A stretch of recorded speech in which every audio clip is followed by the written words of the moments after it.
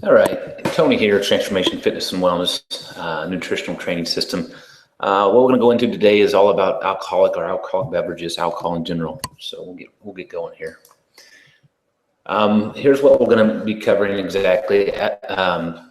Ethanol, obviously types of alcohol and body composition, alcohol and digestion, alcohol and nutrients, alcohol and hormones, and then alcohol and heart disease.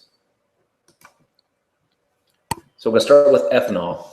There are many kinds of alcohol. Ethanol, which is the alcohol found in beer, wine, whiskey, etc., isn't the same alcohol that nurses rub on your arm before donating blood.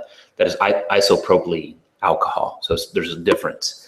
Ethanol is formed by the fermentation of plants that are a dense source of carbohydrate. Example, barley, wheat, corn, fruit. Ethanol is not an essential nutrient and is rich in energy, providing 7 calories per gram. That's what we've got to remember that, when you're educating your clients about it's not essential nutrient, and then obviously there's more calories when consuming it. So we're going to jump into alcohol and body composition. Adding alcohol to one's usual food intake can lead to obesity if total calories are regularly in excess of daily needs. So if you're consuming too much and alcohol on top of it, obviously it could cause obesity. However, substituting alcohol for one's usual food intake often leads to muscle loss and protein malnutrition. That's interesting and a good note there. A large analysis in the US showed that despite a greater calorie intake across increased level of alcohol intake, BMI was not increased in women who drank more. Men, on the other hand, who drank more than 2 drinks per day did have a higher BMI than lighter drinkers.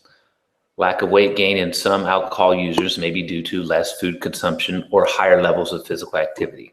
So that's what they're trying to associate that with.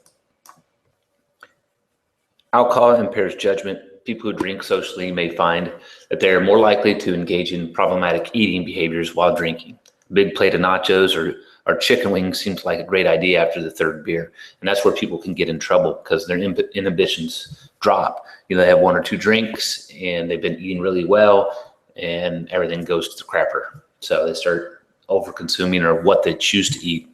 It's not going to be the best choice.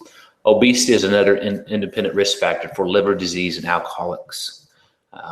When muscle is exposed to ethanol on a regular basis, it decreases in size, also receiving less blood circulation and distorted metabolism.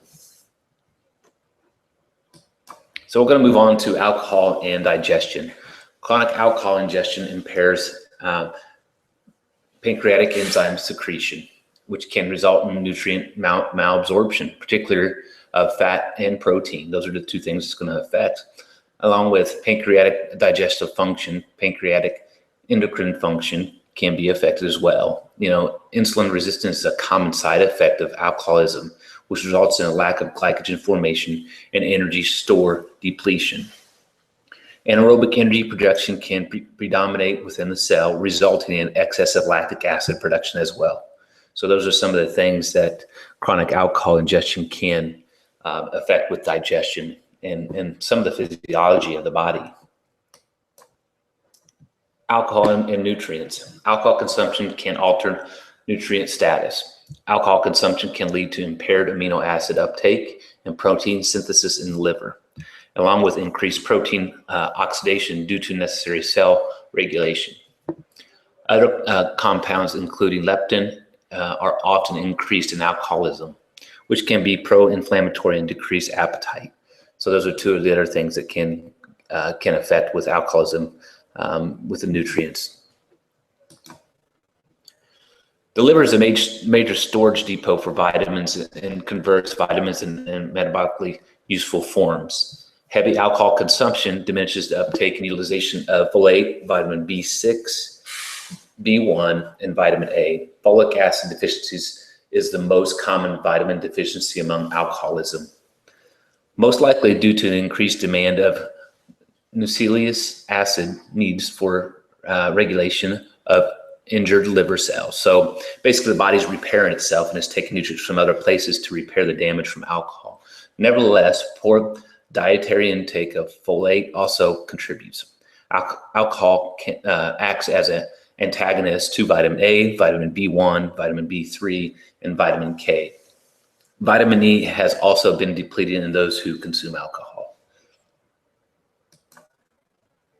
Now we're going to move on to alcohol and hormones.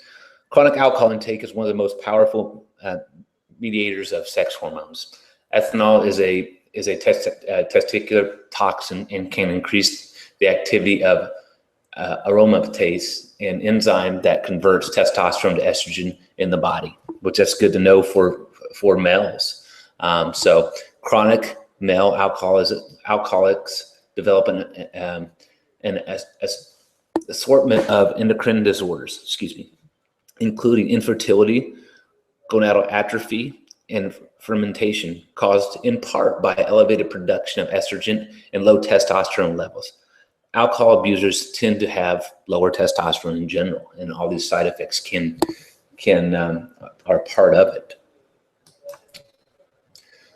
Alcohol and then heart disease. Excessive amounts of oxidative stress are associated with numerous chronic diseases like cardiovascular, cancer, and diabetes. Regular drinking, more than moderate levels, that's more than 50 grams per day, can result in higher levels of oxidative stress, injure the liver, increase fat synthesis, displace nutrients, mostly B vitamins, displace omega-3 fat intake, and then shrink muscle tissue.